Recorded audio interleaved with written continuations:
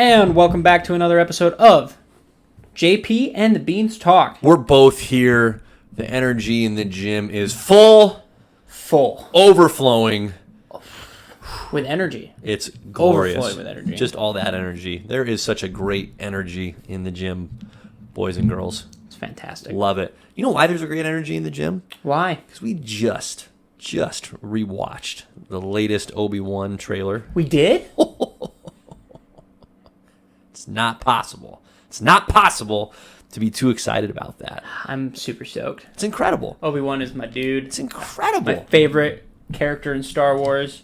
You know, Obi-Wan Kenobi. One of the things we're going to talk about today is we're going to kind of pull the lens back to go big and look at the holistic expansion of this Marvel Cinematic Universe that we have enjoyed for so long. But one thing that must be noted before we get fully into that conversation is that the fact that we are getting an Obi-Wan Kenobi show with Ewan McGregor reprising his role as the great Obi-Wan, like that wasn't possible. That was just a pure fan dream, and that's as far as it ever would have gotten as recently as 3 years ago, 2 years ago. I mean, incredible that the advent of these streaming services, Disney Plus in particular, has led us to this point where we're getting this kind of just dream fulfillment fan content. It's impossible to be too excited for this, Riles. It's going to be fantastic. It's true. It's incredible. It's so true. Just imagine. We're coming in hot. Like, we're getting right on topic today. Right on topic. The fact that it's literally the Empire being like, all right, Obi-Wan's alive. Let's go get him. Right. So let's send everybody and their mother after this guy. We're going to find him. Yes. And we're going to try to kill him. Yeah. And it's like, nah, fam. I'm Desert Jesus. And he's like, you ain't killing me. Look at this flow and this beard. It's so awesome. It's amazing. It is just so awesome because I had just not thought that much. Again, I've not watched any of the animated like Clone War series, so I don't know. So you got to clear this up for me. Okay. Does any of that have to do with post Episode 3, pre Episode 4, or is it strictly in that like legitimate Clone Wars saga? So, from what I understand and what I've seen, the Clone Wars is between 2 and 3. Right. And literally the final season shows like what's going on from other angles of Episode 3. Yep. So it's showing like what Ahsoka was doing, and it was showing like a bunch of other stuff like that. Right. And then I believe there is there's another animated show called Star Wars Rebels. And I haven't seen any of that, but I know they do show a little bit of older Obi-Wan fighting like Darth Maul again. Sure. Like, I'm talking like old though. Like, so I'm assuming that's right in between 3 and 4, and it's showing what's happening because the Inquisitors, which are like the bad guys shown in the trailer, those guys are like the main antagonists for that cartoon. So after that, I got nothing. I haven't seen anything of Rebels. Fair enough. So point is, where I was going with this is I have not thought about a whole lot, hey, what happens between episodes 3 and 4 of Star Wars with Obi-Wan in particular, right? I think what I had thought all along was, well, he goes into hiding and is not pursued. And so the fact that we're getting a show that's instead taking that lengthy off period and saying, no, actually, he was hunted. He was actively pursued. He wasn't just allowed to fade into the sand, so to speak. A lot more intriguing, a lot more worthwhile. So I think I really think that's outstanding. I love the little tease in there where you see Obi interacting with Luke's uncle and trying to talk him into the idea of, hey, we've got an opportunity here to train Luke up when the time is right. We need to take advantage of that. And Luke's Uncle Owen is going, hard pass, my dude. Remember how that worked out with his dad? Wow. Remember what we said about saying true but unhelpful things? Like, that's what this is. That hurts. That hurts. That hurt me. Wow. Watching that, because it was not Obi-Wan's fault. Obi-Wan did everything. Well, I shouldn't say he did everything right. He did mostly everything right. It was hard. Can't always control those results, can we? No. If anything, it's on the guys being like, yeah, you're qualified to be a master, but Right. we're not going to make you a master because, there's this potential darkness. And they're like, okay, let's push the darkness. Right. Well, I just love that Joel Edgerton, who plays Uncle Owen, is also in this show. Because if I recall correctly, I think Joel was cast as Uncle Owen, a decade plus ago, way back whenever it was that episode 3 originally came out. And at the time, Joel wasn't a terribly well-known actor. Boy, decade, it's been longer than that. I got to IMDb this and take a look. But that's great. Like, that's great that even a detail that could have easily been not necessarily overlooked, but just adjusted. Like, well, we can't get Joel. He's more well-known now. He's harder to schedule. Like, the fact they got him in this show gives me a lot of hope. Obviously, Ewan McGregor being back as Obi-Wan is by far the most critical piece of this show, having a chance to being very successful and being worthwhile. And it will be. But I'm very encouraged by that little piece. That's a little piece that can pay big dividends. I am ride or die for Ewan McGregor. You bet. I am ride or die. If they came out tomorrow morning and they're like, hey, Ewan McGregor just blew up a preschool, I'd be like, nah. I'd be like, I'm with him. I'm still with him. Ride or die. That's dark. You know what I mean? That is commitment on your part. That is... Wow. I'm just saying the dude can't do any wrong. That's all I'm saying. So you're saying you just wouldn't believe that it actually happened. You said No, that there's look no at way. him. Okay. He is Space Jesus. Okay? Absolutely. I mean, the poor guy. He's been 2005. That's when episode 3 came out. My goodness. Oh, man. Wild. I So- remember when that movie's coming out. So that's great. That's outstanding. And Joel Edgerton's an absolute stud. So I hope he has a nice meaty part of this show. I don't think that'll be time poorly spent at all. I think that's going to be outstanding. I mean, and it's coming out soon. I mean, we're May 27th. We are a mere 3 weeks away from episode 1 of this puppy dropping. And here's part of what I love in terms of the anticipation is we've had 2 trailers totaling 3 minutes. Nope. Trailer 1, trailer 2. And I don't need any 3 more. minutes. Nope. Teaser was like, oh, it's here. Nope. And then the first trailer was like, okay, this is what it's about. And now I don't need anything else. When does it come out? July? June? No, it comes out May 27th. It comes out this month? That's what I was- It comes out That's why I this said month? we're 3 weeks away, guy. 3 weeks away. What? I told you, it's not possible to be too excited. This is the best thing that's ever happened to me.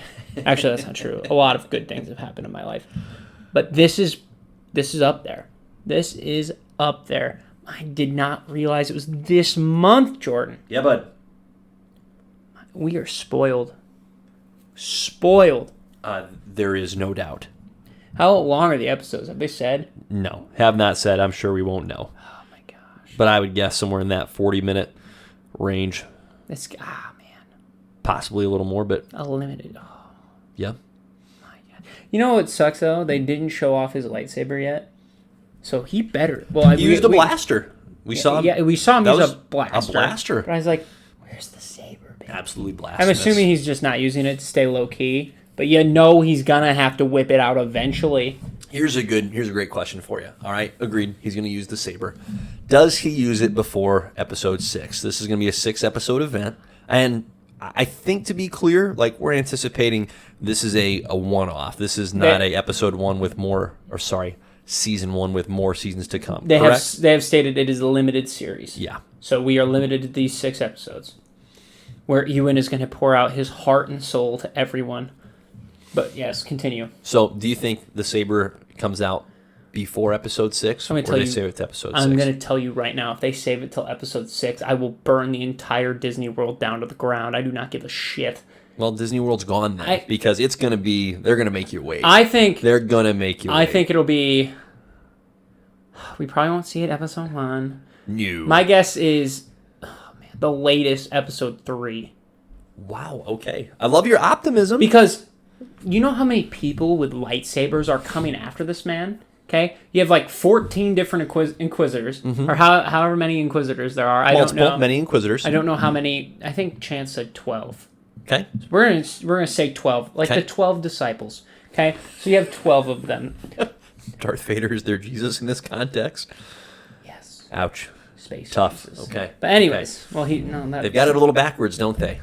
They do. Yeah. But yeah. So, I mean, you can't not have his lightsaber ready to go at that point in time. Like one of them is gonna find him and be like, "That's Obi. That's Obi-Wan. The Jedi." Listen, I hope you're right. I would love to see Obi with the lightsaber prior to episode 6, but I think the earliest we're going to see it is the end of episode 5. I will be very last 5 minutes, last 3 minutes of episode 5. I want you to know right now, I will be visibly livid if we don't get it. Do you know why I think this? Because it's not going to be focused on the fight. No. Jake Loxley. Jake Lockley? Jake Lockley. I'm sorry, I didn't mean to be No, a dick thank you. about it. Thank I was being you. a dick about it. No, you sorry. weren't. No, you weren't. Just a little bit. You corrected me, and I deserve that. Jake Lockley. That's why. No, I refuse. Okay, we'll get into that in a little bit, but I refuse to go down like that. All right, you know how dirty that would be. That'd be so dirty. I do. Hey, it's going to be great. I'm fascinated to see how much of Hayden Christensen we get in this show. Also, allegedly reprising, not allegedly, but genuinely reprising his role as Darth Vader. Well, yeah, because they're definitely going to fight in the last episode. Think so? Ooh, I think so. I think they're going to fight in the last episode, so that's why you know the lightsaber's coming out in episode 6. Right. Okay? Yes. Because I feel like I feel like they're going to be sending Inquisitors left and right after him, okay? Yep. And Obi-Wan's going to fight him off one by one, and then Vader's like, fine, I'm going to do this myself, and then somehow Obi-Wan still makes it out by the skin of his teeth and the hair on his little nips, and he's just going to get out there. But that's just a guess. Hair of his little nips. I don't know how to come back from that. That's incredible. But you know what I mean? Like, I just... Love that Kumail Nanjiani is in this. Yeah, what is his role? I didn't even know he was in this. No clue. No idea. We've got Grand Inquisitors. I'm guessing he's a... Here's my guess for Kumail. I will bet you he's a Jedi we just haven't met yet. How do you feel about that? I'm 50-50 on that. Okay. I'll take those odds. I'm 50-50. I'll take that. Because not very many Jedi survived the Purge. Mm-mm. So I'd be curious to see, okay, how did he survive? Because, let's see here. The Jedi we know that survived, Yoda, Obi-Wan, and that was shown in part 3. Mm-hmm. And then you have the 2 Jedi in Rebels, because those were the focus of that. And then you had Baby Yoda. Did I mention Baby Yoda already? No. Baby Yoda, a.k.a. Grogu, a.k.a. get age up, dude. And then you have... So there's at least 5. Harsh words. Harsh. But regardless of how I feel, so there's at least a handful. But I don't know. It would be interesting to see how, if how he would survive. Fair enough. That's where I'm going with him. Because he definitely would not be a serious Jedi. Why not? I just can't see him as a serious... Like, you... Isn't that what we need? Don't we need a Jedi with a little bit of humor? Like, the Jedi with the most... that has expressed the most humor across all these movies is Yoda. Do not take away from Obi-Wan. That dude's humor is on point as well. Not, like, comedic, but his sarcasm is perfect. He's got, like, the dad sarcasm. Yeah, it's great. It's fantastic. Don't disagree. I don't disagree. But we haven't had a genuinely, hey, your main or one of your main attributes is your humor. Like, when I think of Obi-Wan, I'm not thinking of the humor. I agree. He's got it in the back pocket, but it's not a primary asset at his disposal. It's a little bit of sass that you can't just... You have to love. So that's what I'm looking for. That'd be great. I would take that in a heartbeat. Fair enough. I'll be interested to see what he does. You bet. You bet. Well, this is great. This is great. What a high note to kick this episode off on. Obi-Wan kicks off on May 27th. I don't think we're going to get any more trailers between now and then. Nor should we. Nor should we. We don't need them. We don't want them. Doctor Strange, we're here to watch spots. Idiots. Yeah. Absolute idiots. Yeah. And Kevin Feige even said, yeah, we showed too much. How are you not in charge of the marketing, man? You are. All right, hold the rant. It'll come. It'll come. It's too early for the rant. It's okay. It's okay. Sorry, it triggered. You're full. Like we said, the energy is full. Oh, yeah, we triggered you a little bit there. I haven't even gotten into the full rant. That's going to be come fun back. tonight. Right. Let's come back to the happy zone. Let's get back to the happy zone. All right, because we need to have our typical off-topic conversation. Okay. Yes. Okay. Before we delve into the business Fair enough. the episode. Right. Okay. In the lightsaber conversation. Yes. What color of a lightsaber are you wielding? All right. Okay. And then what style of handle? Like, are you going full Darth Maul? Give me the double blades. Or are you going something a little more traditional and streamlined, like the classic Luke Skywalker blade? Something with a little flavor, like the Count Dooku with a little hook at the end for a little hand play, right? I gotta look at a little bit of the handles, but I think I'm leaning towards like the curve, like Dooku's got. I think that's a nice little. Now I don't want anything that attaches. Now here's the question: Do you dual wield or single wield? Man, I might be that guy that does dual wield, but only if I need to. Like I lose one. You know how often you're watching these movies and you're like, man, how do you lose the one weapon out of your hand that you need? Can we talk about how often Jedi are just careless and drop their saber or they get it knocked out of their hand? It happens too frequently. It happens too frequently. So especially when you have the Force at your disposal. Like, how are we not... If Captain America can make it through all these movies and the only time that he doesn't have his shield is when it gets splintered by Thanos... Or he gives it away willingly, how can a Jedi... not hang on to the damn lightsaber? And there's a simple solution to this, Jordan. Okay. So I would have the Dooku handles. Yep. With the Wii remote ropes that I can just, attach to my hand.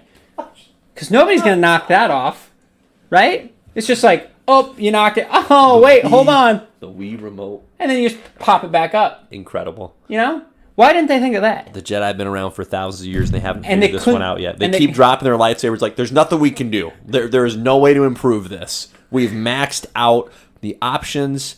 Gravity is undefeated. We can't do anything else, guys. Like, for real. Like, that always bothered me. It's like, how are you dropping the most essential part of your livelihood? Correct. You are known for that saber. It's insane to me. So that's the handle. And now, here's the real question, Jordan, because each color represents a part of, like, the person. Okay. So you can't just pick a color if it doesn't, like, match your thing. So I would probably be either purple or white. Now, let's see here. Lightsaber. Okay. Lightsaber color meanings, because we're gonna go deep. We're gonna go deep in this. Okay. We're gonna make this an official thing. Yes, we're gonna. So, yeah. Let me see here. I know that you can go to the Star Wars theme park and build your own lightsaber. I feel like I have to do that at some point in my life. That has to be done. That just has to. It has to be done. Everybody that I've ever seen that has posted on the social medias their picture of their own lightsaber hanging up in their home, it's like, doggone it, that's so awesome. It is so awesome. I mean, I want to do that. I want to go get my own wand. Have you seen this? Have you seen that lightsaber? No, I have not taken notice of that. Here, I will grab that. Do it. Chance got it for me for like a birthday present. That's great. There you go, Chance. Clutch. There you go. Yeah. Nice streamlined handle. There's some good weight to it. Some good heft there. Yes, it is a nice handle. Good purple glow. And it's a beaut. I love it. And like, she's a beaut. He picked it out just for me. Like, he's like, that's the handle I think you would like. Love it. Yes. Well, it's just well chosen, Chance. So I'm just gonna lay this right here because it belongs with you. Of course. But so like the green lightsaber are more for the Jedis that are force based. Okay, no, this is new. This is new to me. Okay. I don't pretend to know everything by any stretch of the imagination in the Star Wars realm. So, hit me with this knowledge. This is great. So the green are like Jedi users that are more in touch with the Force. They Sure. use the Force to fight more than they Sure. use their blades. Yep. The blue are combat specialists, so they would rather get in your face with their lightsabers Okay. rather than the Force. So Okay. Obi-Wan, Anakin, blue lightsabers because Okay. they like to be up in your stuff. Okay. And Obi-Wan was a great hand-to-hand combatant. And then you have Yoda with the green lightsaber. Yep. Obviously, a wizard with the Force. Yep. A literal space wizard. And then, obviously, the red or the dark side. It's because the Luke Skywalker ends up using a green saber. Yeah, he goes from blue to green. Yeah. Right. And then purple is like a mix of like you're on the light side, but the dark side has like because Mace could tap into the dark side a little bit. Ooh. Not frequent, but Okay. also Mace Windu created his own fighting style. Of course he did. Yes. Mace freaking Windu. Yes, I live with a Star Wars expert, so this is only the only reason I know half Hey, of this tap stuff. into those resources. That's outstanding. But yeah, the okay, red. so you'd have a little bit of a hook on the handle. Yes. You're favoring that Count Dooku style, like that. Yes. Okay. And I think I'm leaning either. Let's see here. This is not what I want. What color would you lean to? I'm thinking purple. Yeah. I'm thinking purple or like white, or I could also see yellow be a thing. Okay. Like we know Rey had the yellow towards the end. Right. And let's see. Yeah, see, it's all about the personalities and stuff. Yeah, maybe not yellow. I'd probably be white. Okay. If I'm being honest. Users are neutral between Jedi and Sith, but still are incredibly loyal to a faction they deem worthy. So that's what like Ahsoka rocks towards the like when she's older. Yep. So I'd probably be white because let's be real, Jedi's are buzzkills and the Sith are just they're bummers. The Sith are bummers. The Jedi's are buzzkills. I don't want to be a part of either. I'll just do my own thing. You're an independent. That's what Ahsoka does. Sure. Ahsoka's like, I'm going to follow my gut and not you ding-dongs. And that's kind of how I feel like Okay. I'm be. Okay. And also, because I'm not like... You're on the Ahsoka path. And I'm also not like... Like, Mace is kind of just like a...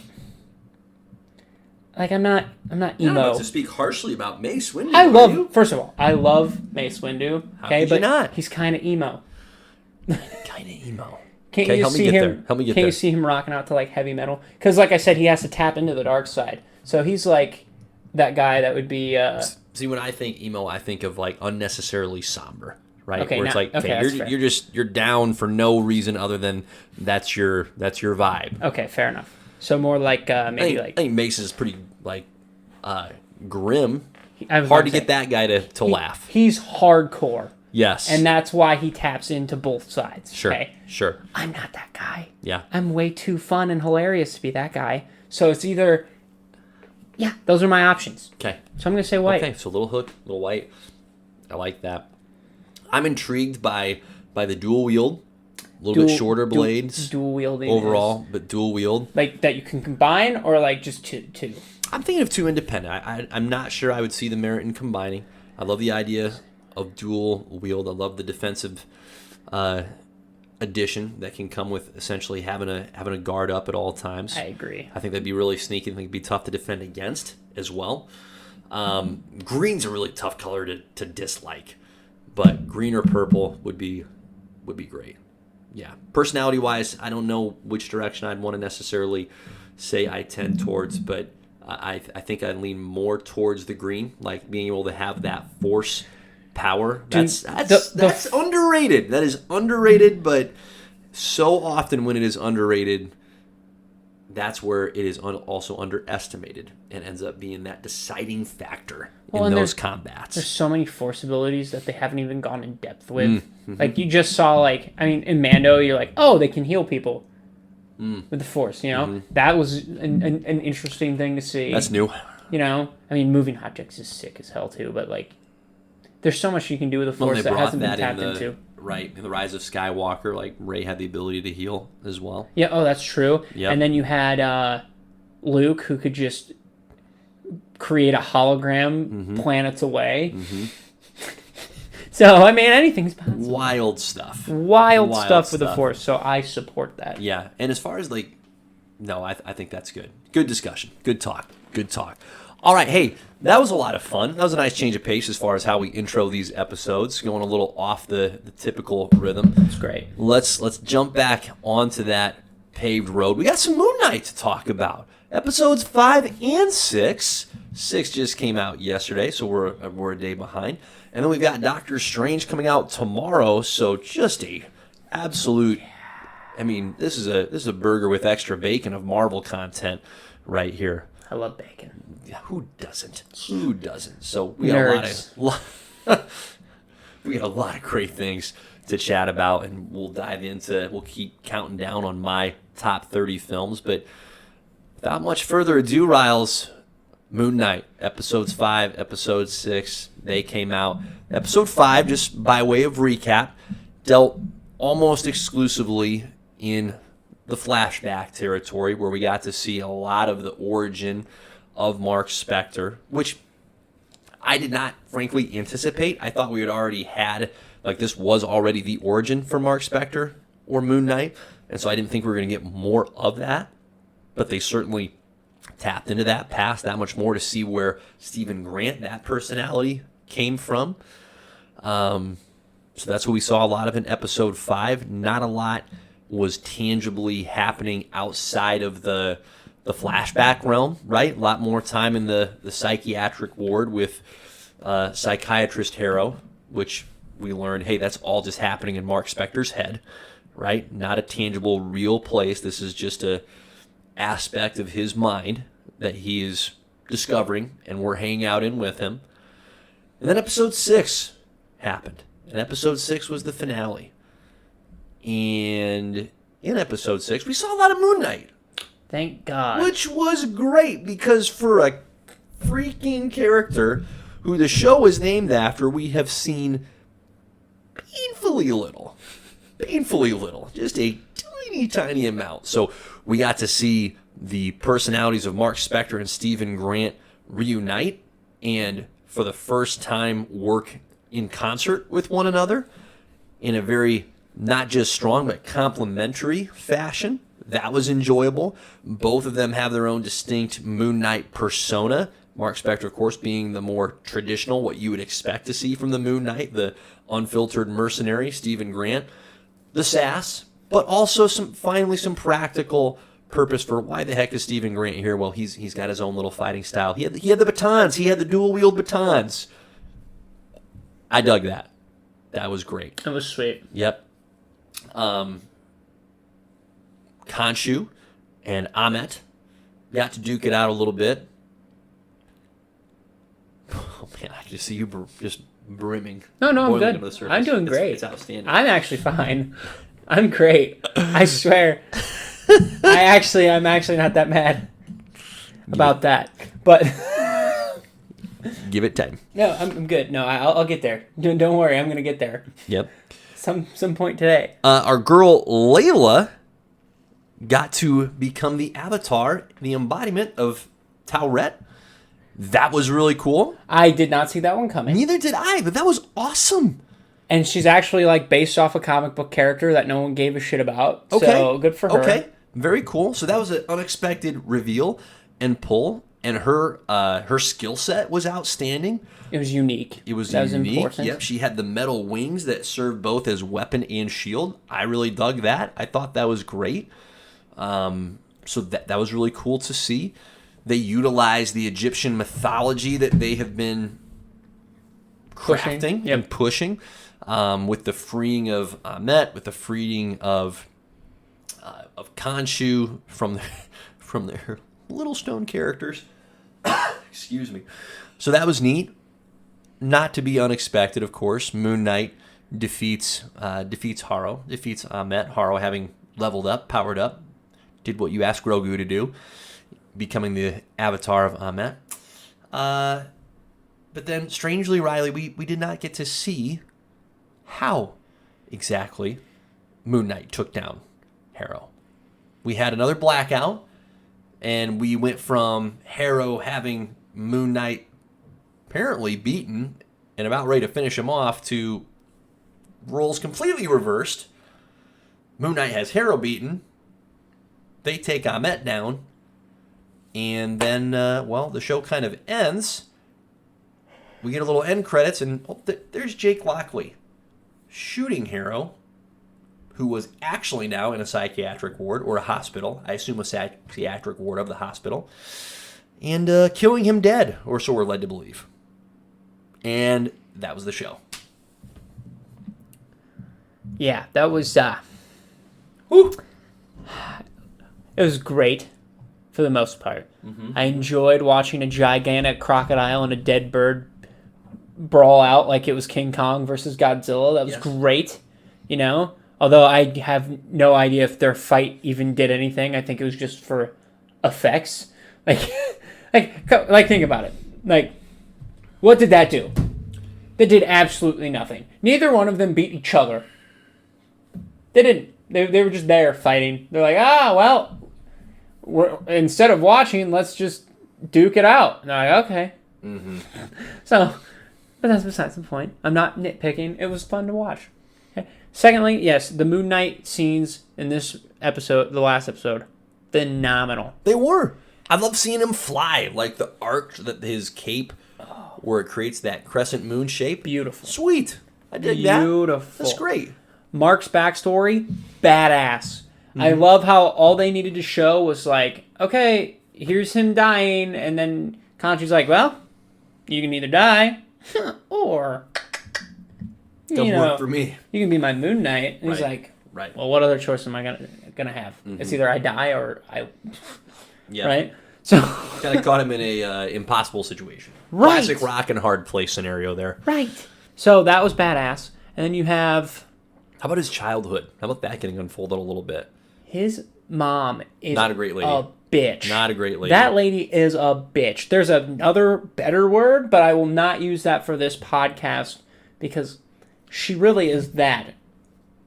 So, yeah, bitch. I was like, that poor guy. Oh. Like, as a parent, you're not supposed to have favorites. This lady clearly had a favorite and never forgave her other living son for that. Like, they're 8. They don't know any better than that. That was tough. Yeah, that was tough. That was pretty unsettling. The poor dad. Yeah, just a nasty situation with the dad being caught in the middle, not being assertive enough to bring any kind of tangible healing to that situation. Most tragic for Mark to have just be shouldering this terrible guilt about his brother's death, and then his mom handling it just atrociously, just as wrong and then some as you could. It was just, I feel like I'm still trying to get settled on how it was revealed that persona of Stephen Grant emerged just out of Mark's desire to block out the abuse that his mom was inflicting on him. Like, even just saying that out loud just sounds, it's rough. Uncomfortable. Yeah, rough is a good word for it. He easily has one of the, saddest backstories we've had from a Marvel character in, the MCU, for sure. Yeah, I mean, I'm thinking back to the second to last episode of WandaVision, which I thought was really powerful, where they're showing more of Wanda's childhood. For sure. And that also sad, also tragic. This more so, and as a dad, stuff with kids really gets me. I have a pretty low tolerance, and not in the sense of, that shouldn't even be on TV. Not in that sense, but just a low tolerance, and that I just don't enjoy watching it, right? My wife loves Grey's Anatomy, okay? So we made a bargain at one point where, hey, she's going to watch Breaking Bad with me if I agree to watch Grey's Anatomy with her. I have not held up my end of the bargain. She watched Breaking Bad with me, loved it. I tried watching Grey's Anatomy with her, and Riley, there are too many freaking episodes in this, not real TV show. I was going to say, dude, Grey's Anatomy's got 20 seasons. Well, it's got, bad bargain. Okay, and so Breaking that's a Bad's whole different got topic. 6 or whole 7. different topic. Correct. Bad deal. But there are so many episodes where, like, kids die. Oh, that's rough. And I just couldn't take it. I was like, I can't do this. Like, this is just sad all the time, and I can't do it. And so in this episode, like, I was grateful that they pulled back. Like, when Mark and his brother went into the cave, my stomach started hurting. Like, I don't want to see a kid die. I don't want to see this. And so I was grateful that they just left it to the imagination, essentially, for how it happened. And it was just, it happened, but it was still super unsettling. Super unsettling. But to their credit, it was also very effective. Really effective. It gave purpose and meaning to why is Stephen Grant here, right? Because I think you and I, going back to episodes 2 and 3, were very much of the mindset of, come on, let's move on from the Stephen Grant. Let's get more Mark Spector.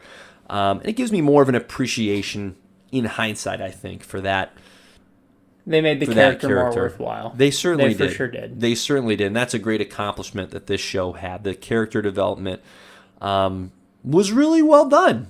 Was really well done for both Mark Spector and for Stephen Grant. The exploration of the multiple personalities, I think they pulled that off. So there were some real strengths to the show. Any other strengths you want to highlight? Because we need to get into negative town with this bad boy as well. Nah, like I said, episode 6 for the most part, I was happy with. Mm-hmm. This is still probably like, this might be my, I'd say this is probably my favorite MCU show that we've had, just because it's like standalone on its own. There wasn't like too many connections. There wasn't forced. They're like, great point. Yeah, great point. They're like, let's just let this be. Yeah. Like with WandaVision, you can kind of like, it's very dependent on what's come before. Yes. Very dependent. Hawkeye for sure. Oh my. Yep. Falcon and Winter Soldier is the same way. Exactly. Yep. And then Loki for sure. So it's just nice to have like, okay, new character, his own thing. Right. And we're just going to let it breathe. Yep. And I enjoyed that. And I enjoy the exploration of the Egyptian culture. Like that was very interesting to me because it's something I didn't know much about. So to get like involved in that, I thought they did a great job. And now bad stuff? Well, almost. I mean, I like where you're going with this. I appreciate your overall positive attitude towards it because I think this show has more. I think its strengths are greater than its weaknesses. I think what's going to be unfortunate as we get into here is the weaknesses.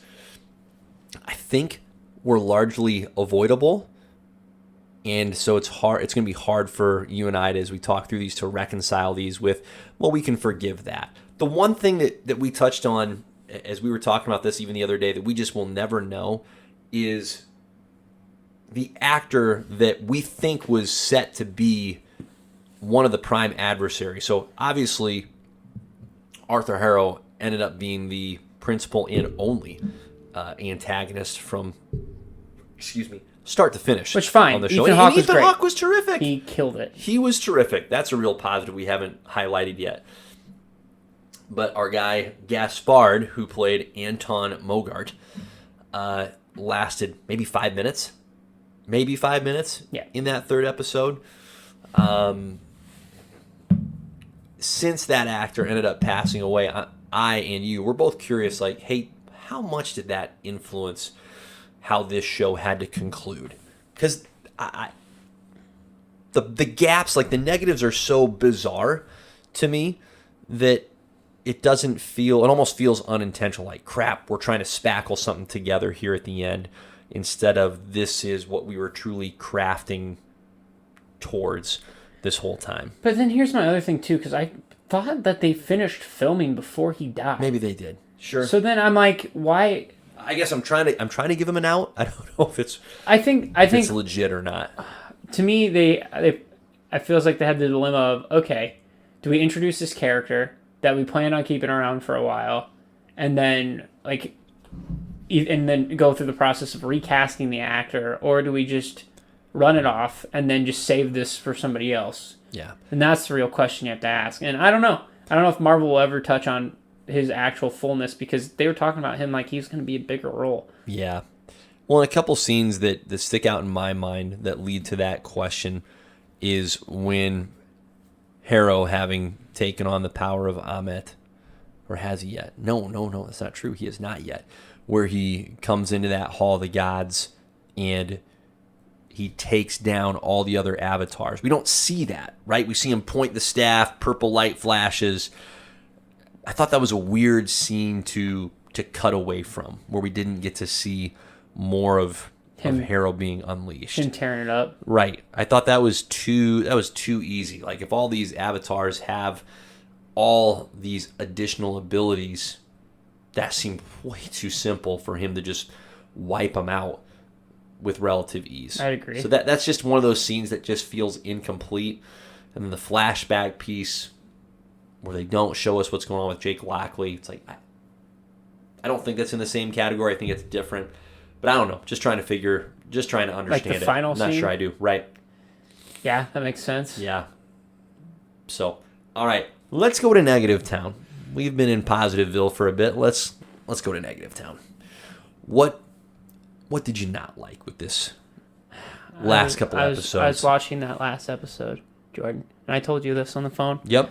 I said I'm watching Moon Knight get his ass kicked.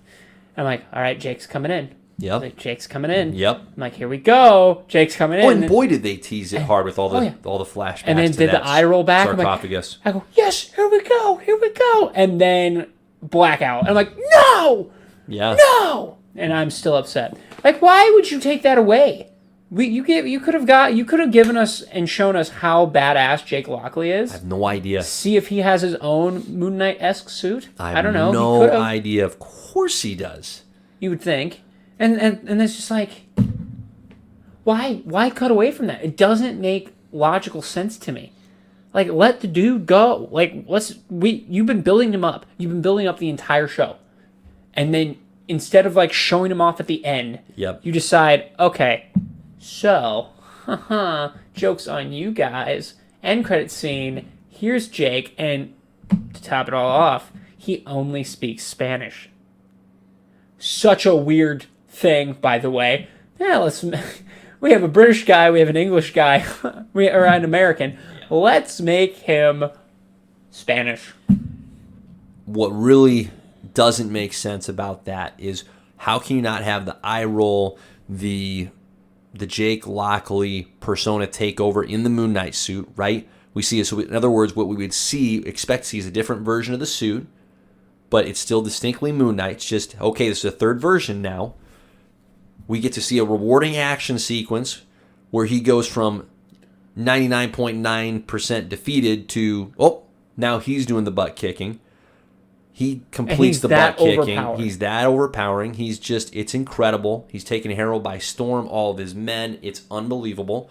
We're rejoicing in the greatest action sequence we've seen in the entire show. I'm breaking glass bottles. I got nothing. Men are weeping. Yes. Babies are rejoicing. This is exactly what, yes.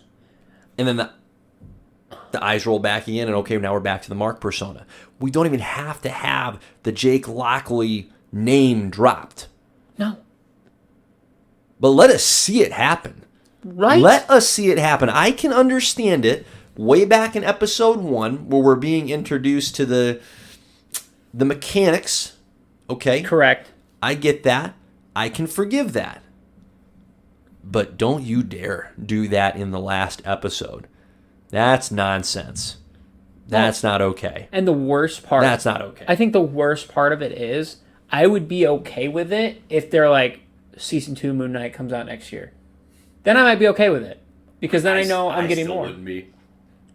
Because then you're exploring, okay, well, Mark's fighting with himself again. It's like those two versus Jake for control. Yep. But at the same time, it's like, yeah, you gave us nothing. So I have no idea. Because now, let's say he pops up in the most logical thing that for him to pop up in right now would probably be Blade. If anything soon. I doubt he'll show up in Doctor Strange. So that would be my guess. If he's going to show up next in anything soon, it would be Blade. And to have them just skip over that, like, okay, Jake's here, it wouldn't make sense. Yep. It would not make sense. So you left him off in such a weird, uncomfortable spot where you're like, okay, you have to do a season 2. You have to do a season 2 or a full movie for him, which I'm okay with that too. Sure. But like, you have to make a decision. Because now if he shows up in something else, it's not going to make sense. Unless it's before the show. Because he was technically Moon Knight throughout the entire snap, from what I understand. So I don't know. But I mean, yeah, you built up Jake for you have to show it. You have long. to show it. That's just a classic case, I think, of the powers that be outsmarting themselves. Like thinking through it beyond what was... Like, this was a layup. This was a layup. This is like... I'm going to speak out of my depth here, okay? Because you know I'm not a hardcore NBA guy. But once upon a time, I used to enjoy watching the NBA. Okay, I used to watch the slam dunk contest growing up. Okay, this is like, hey, all you need to do is dunk. You just need to complete a dunk. Like, it can be the most basic dunk in the world. You just pulled off all these spectacular, unique slams. You just have to literally jump up, dunk the ball. Doesn't even have to be special, and you win the contest. You win. And the guy's like, nah. I'm going to pull out my most complex move yet. You're not even going to see it. The ball's gone. The ball's gone. It's I'm going to dunk air. Right. And it's unnecessarily elaborate. It doesn't accomplish the goal, and you lose. That's what it feels like. It just feels like it was actually really simple. All we needed was the simple expected thing because the anticipation has been built for 5 episodes. Let's bring it to that place of completion. We didn't get that. It is. It's just. That was very dissatisfying. And now we wait because we don't know what they're gonna do with it. Well, right, because now it's this awkward. Hey, Mark Spector and Stephen Grant tell Khonshu, "Hey, you said you'd leave us," and Khonshu goes, "Fair enough, you're right." But Khonshu knows what Mark and Stephen don't know, which is there's that third persona, Jake, who has not dismissed Khonshu. So that body that all these individuals inhabit, Khonshu's still got ownership there. He's not gone. He's not out of the picture. Which, by the way, they did Khonshu so well in this show. They did Khonshu like they nailed him. Sure. Like that's exactly the kind of dick move Khonshu would do. You bet. You bet. So they nailed him perfectly. But it's just... Let me ask this, right? Okay. Where I thought it was going to conclude prior to the end credit scene where we get Jake Lockley, I thought that this show was going to end with, we've seen the origin of Moon Knight and the Khonshu pairing is over. But like in the comics, Khonshu's not a tangible, active part of Mark Spector and Moon Knight's thing, right? Like he is not a uniquely superpowered individual. Correct? Yes and no. So there's like it depends on the run, from what I understand. Okay. There's some runs where people are like Khonshu is actually like a separate personality itself.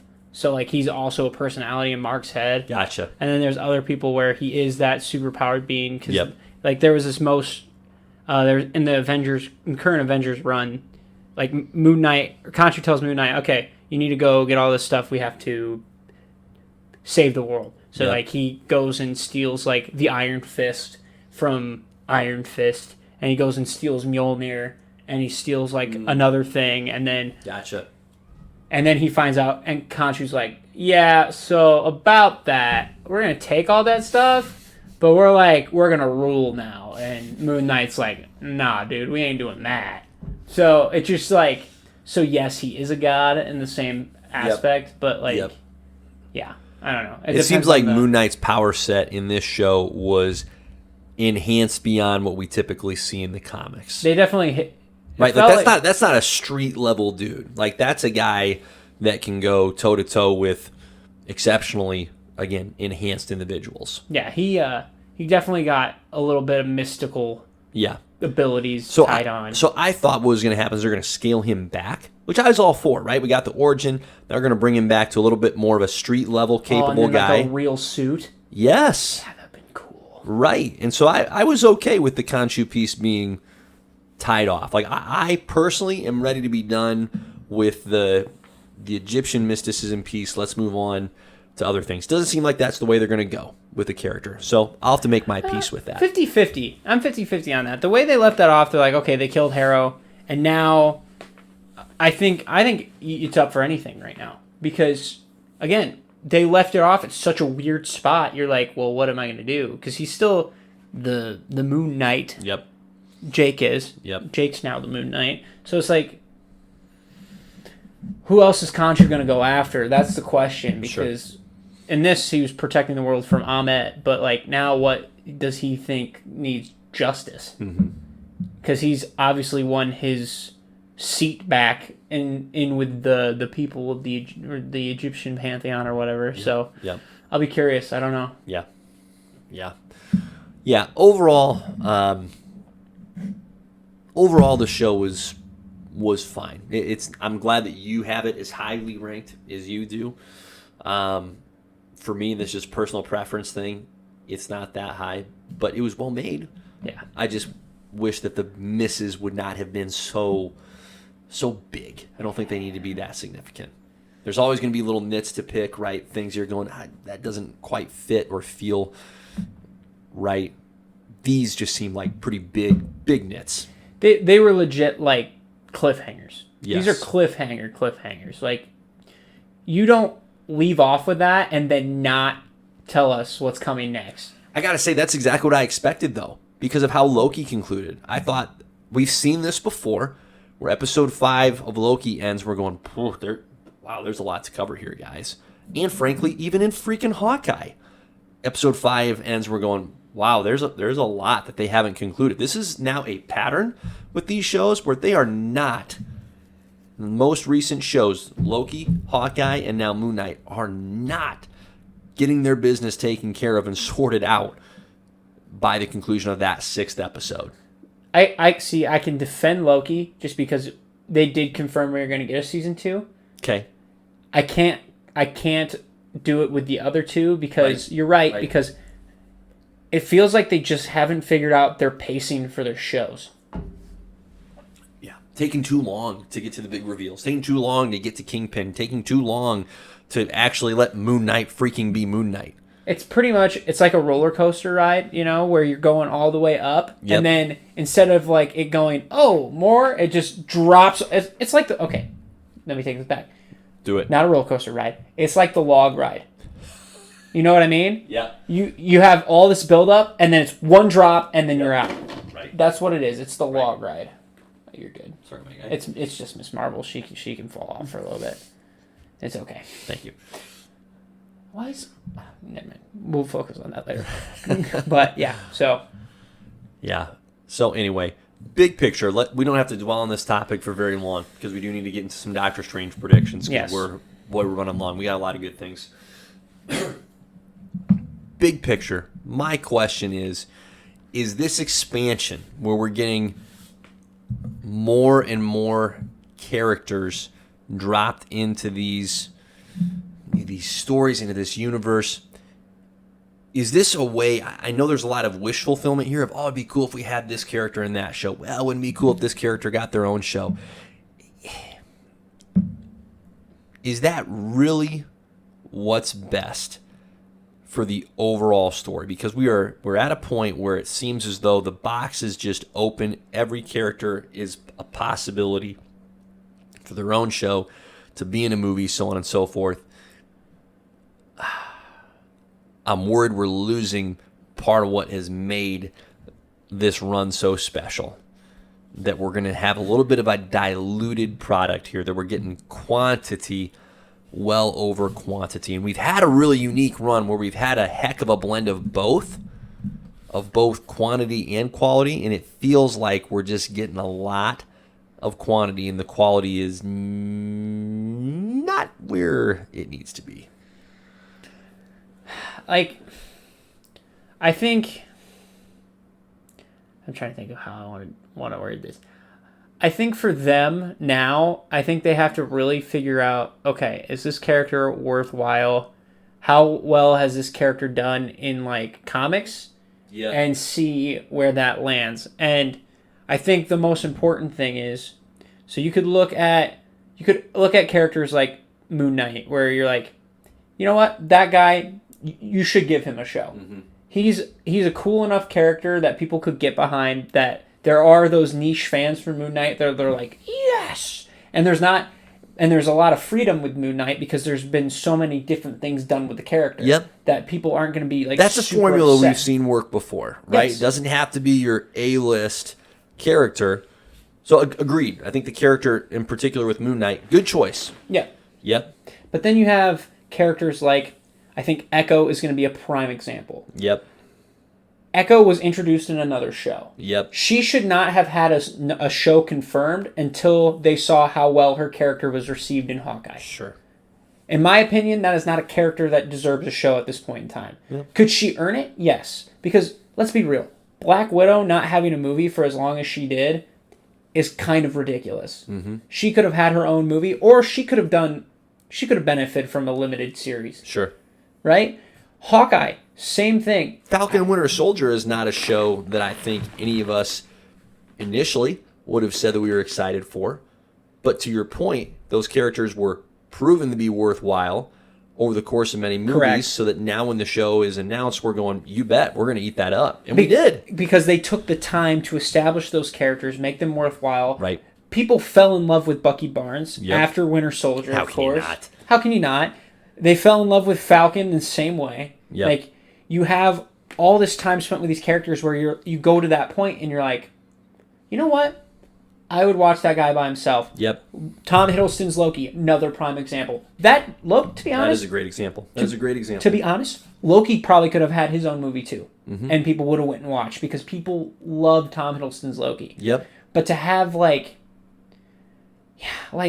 And that was a character that was outstanding in that format of for that TV sure. show. And look, Miss Marvel getting her own show, I'll give that to Marvel because Miss They're Marvel going for a different group. Yeah, and Miss Yep. Marvel on top of that is popular in Marvel in her own right. Yep. in So the that comic one realm. makes sense. Right. But I almost feel like they could have introduced her into the Captain Marvel movie first before giving her own show. Mm-hmm. Because I think she would have benefited more from looking up to her idol, getting the powers, and then going off and doing her own thing and trying to be... She could have been the equivalent to Spider-Man with Tony. Sure. That's what that equivalent relationship could have been. And so to get come on. Let's look at Sony. Why the hell are we getting all of these... Jordan, they announced an El Muerto movie. This is a character that has had 2 comic book appearances, as far as I know, as far as I've researched and seen. He's shown up in 2 issues. 2 issues. Do you know how many issues Spider-Man has had over the years? Thousands. And you're giving a movie to a character that no one gives an absolute flying fuck about. Are you kidding me? We're getting him before we're getting... Look, So many Kraven others. the Hunter. So many others. Kraven the Hunter, great character. Great character. I'm not going to take away from Kraven the Hunter. That dude should be in a Spider-Man movie before he should be in his own solo movie. Or Yep. I would have watched a Kraven show. I for sure would have watched a Kraven show. Not a movie. Why would I watch that movie? You have not built up Kraven the Hunter. There are certain characters that you can get away with not building up. Yep. Kraven is not one of them. A lot of these characters, they're getting to that point where they're... Look, their hand's been in the fishbowl, okay? Yep. They've been getting goldfish after goldfish after goldfish, and now they're like, oh, well, there's a bottom feeder, there's a beta, and you're getting and there's a grouper. Why is the grouper in there? We don't know. And they're trying to figure out what tank to put him in, and it's like, maybe you just let it back into the ocean. Analogy. Why don't Love you this. let it back into the ocean? Let him swim away. I just don't get it. I don't get it at all. No. But that's what I think. And that's where the balance is missed, right? Where the balance is struck, to your point, hey, this is where we're getting characters that have already been established that we now know, yes, we will take more of them. And we enjoy that. But the balance being missed is that quantity piece where we just got to produce something, so we're going to pick this rando. We don't know anything about them yet. And when you're not able to tell a great story with that character,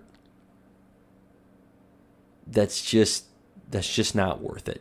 You can't just throw CG onto a we saw this with Morbius. Ton of CG, no story. Again, There has to be a reason to tell the story with that character. And if you've got that, then you've got a chance to have something pretty doggone special. and Morbius should have shown up in something else before he showed up. Right. Because he did not have a prior strong enough fan base. And I think that's what you have to look at. You have to look at some of these characters and be like, look, they have not earned that yet. Mm-hmm. And that has nothing to do with Marvel not being able to establish a character or DC to establish a character. Right. But, like, let me ask you this. Have you watched an HBO Penguin show if you would have never seen the Batman? No way. Absolutely No way. not. But because Colin Farrell kicked ass in that movie, they're like, okay, we could actually benefit from him having his own show because Right. he's so good of a character and Right. he's established it. Right, because the people that are going to watch that show are the people that watch the movie first. Exactly. 100%. 100%. So I think that's just what it comes down to is, look, you can do a show or a movie about any character you want to do it, but make us Show give them a shit. show them in the movie first. Yes. Right? Show them in a I movie with a agree. character that's more prominent. I agree. I think that's a big piece that's missing right now. And again, I think that comes back to, hey, they feel like, well, we got to put out all this content. You don't have to be in a hurry. No. You've got all of our money. You're going to keep getting it whenever you put this content out. You don't need to be in a rush at all. And People are still going to come to the Disney Plus platform, watch what you have on there. You do not need to be in a hurry to make original content for all these characters that we haven't even seen in any of these movies yet. see, I feel like DC has more of a problem with that than Marvel does. Sure. Because DC, for some reason, is like, we have to catch up to Marvel. We have to catch up to Marvel. Dude, you've had so many good individual movies. Yep. Just take your time, build those characters up, and then, you know what? If you want a Justice League movie... Again, don't need to be in do a it. rush. Right. But, like, Sony, I'm not even going to talk about. Nope. We're not going to invest money in Sony. Honestly, I'm looking into the camera right now. Do us a favor. Boycott all the Sony movies, unless it's Spider-Man. But boycott the rest of all of them. If the MCU's not involved, it's not worth our time. We need to prove... if this is going to be our podcast official policy, I'm totally in. We need to prove Totally to them that they're not doing it right and we're not going to support it. Because apparently Morbius was not enough to get through their thick skulls. So, that's where I'm at with that. Love it. But yeah, DC... Because originally when DC started pushing out Man of Steel, Batman versus Superman, that's what it felt like. It felt like they're trying to catch up. Mm-hmm. Like, enjoy the characters. It even still feels like now with some of the movies that they're coming out with, they're like they're so focused on trying to get everybody to be They connected. still just lack that cohesive leadership from the top. They just do. And they'll get there, maybe.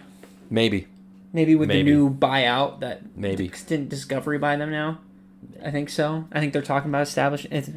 News to me. But Yeah. So anyhow, there remains plenty of potential, and just I wish, and I don't see this happening, but I wish they would just take their time. I wish they would winnow down a little bit. I feel like the excitement and the ability to do anything is maybe a little bit unprecedented. That's still new, right? Like it's only very recently that Disney acquired all the X-Men characters, that they have all of those previously owned by Fox characters, And like the that's- Fantastic Four. And this feels like it's feeding into that, where it's like, oh my gosh, we can do it all. It's like, wait.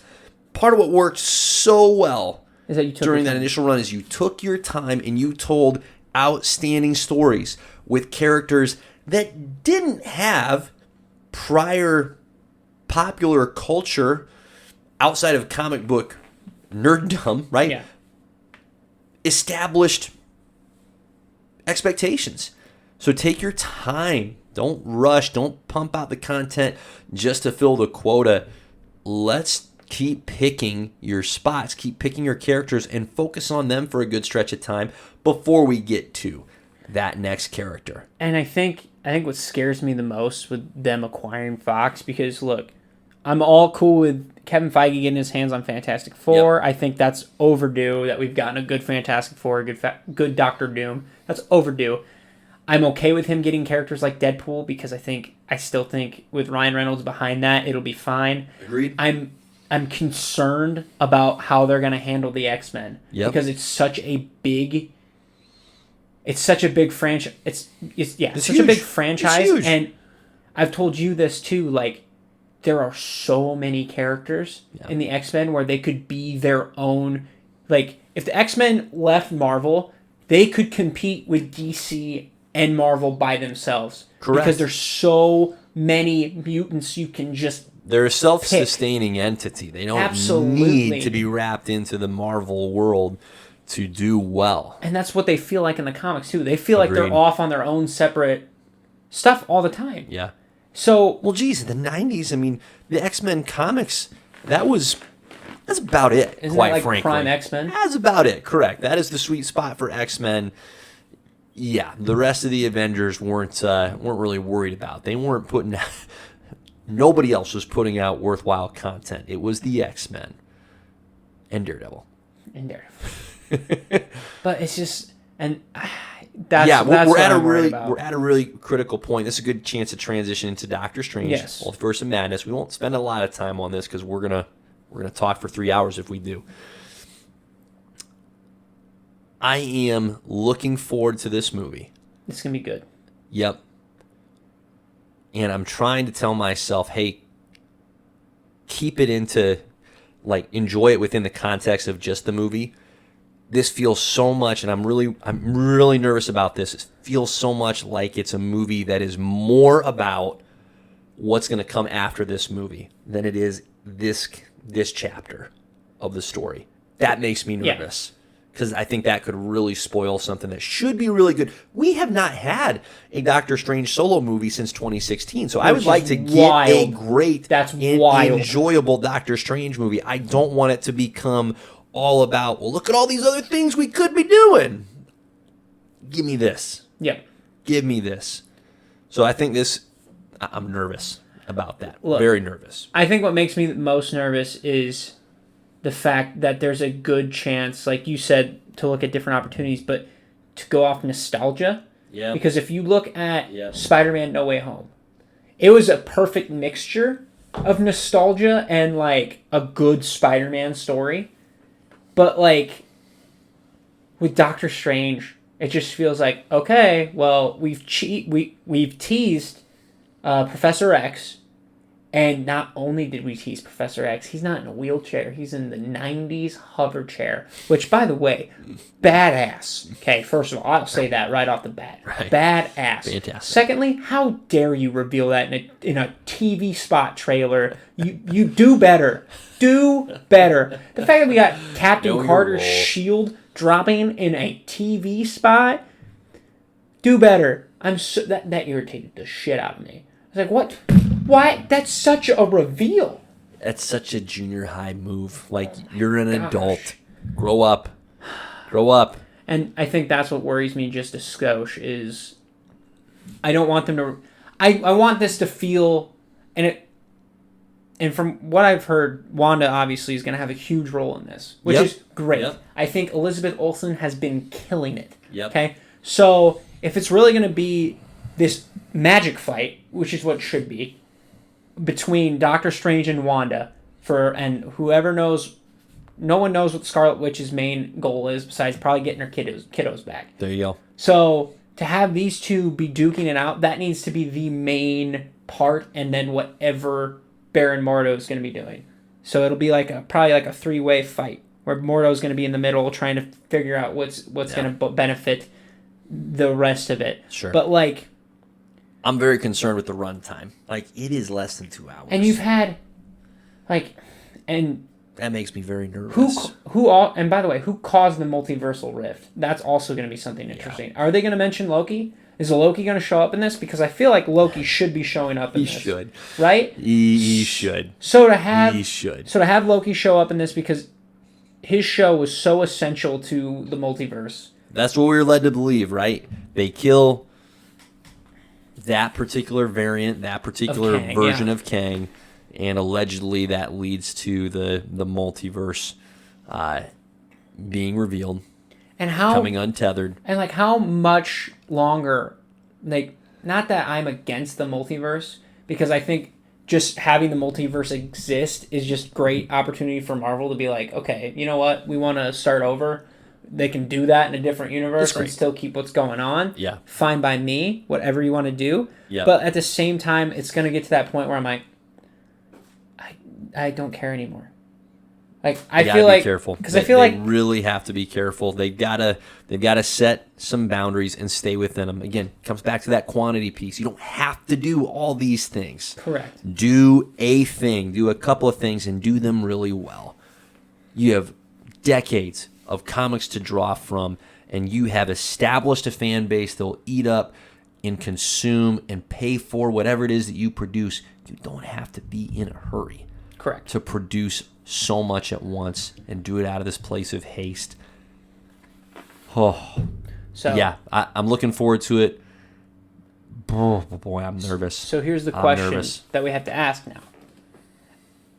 Out of all the characters that you could see pop up in here, who would you want, who would be like the most ideal out of the ones that haven't been confirmed yet?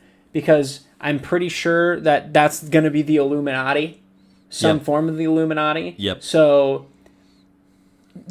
I guess it could be somebody that's part of the Illuminati, or like, yeah. I'm eager for the X-Men in general. Me too. So either them or the Fantastic Four is what I would like to get out of this. Would you like to see all four of them, or just have like Reed? All four of them. I'd like to see them come from an alternate dimension. I think that would be a really sweet tie-in. Yeah, that's right. Now, how would you want them to come in, though? Would you want them to be like a part of the MCU, but they got forgotten about or something? I'd love for them to be from a different universe. Okay, so if we're going to do this multiverse thing, different universe. Let's say they battled or were adversaries of Kang from their universe. Okay. Right? I think that'd be pretty slick. That's what I would want to see. Okay. Because to me, there's two options that can happen. Yep. Either they establish and leave the multiverse alone, yep, and you have the multiverse established forever, which I think is what they will do. Mm-hmm. Or you can have them be like, okay, we're going back to one timeline. And if that happens, then for some reason you're going to have a good reason for, okay, Fantastic Four over here, X-Men over here. I would like to see the Inhumans get redeemed. Mm-hmm. We were supposed to get a movie, and then they reduced that down to a TV show, and then now they're just not here. I think that's going to take away from some characters that they can have. Yep. Like, Black Bolt's sick as hell.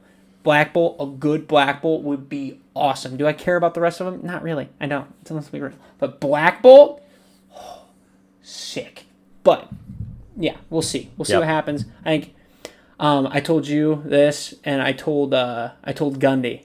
I was like, look, if Deadpool shows up in this movie, my coworkers will see a different side of me that they've never seen before. I will shit my pants. I will have to diaper up for tomorrow because I will shit my pants. I will freak out because that is like my dream, is just to see him back. And just to know that he's coming back at some point. He's coming. Well, I know he is, and I know that they've confirmed it, Yep. but it's been so long. Like, if he would have been with Fox, we would have had Deadpool 3 by now. Or an X-Force movie. Or both. But we haven't. And I miss him so much. Hey, he's coming. He's coming. But it'll be interesting to see. So I guess that's what I would be looking forward to. Love it. And I think... do you think it's going to be Wanda that brings the mutants in? Are we going to get a reverse House of M? If it's not, again, I think that's Marvel outsmarting themselves. Have her bring him in. Have it be the invert of the House of M, or the inversion of the House of M. That'd be very cool. I'd love for Wanda to be involved in some capacity. That's my wish. So.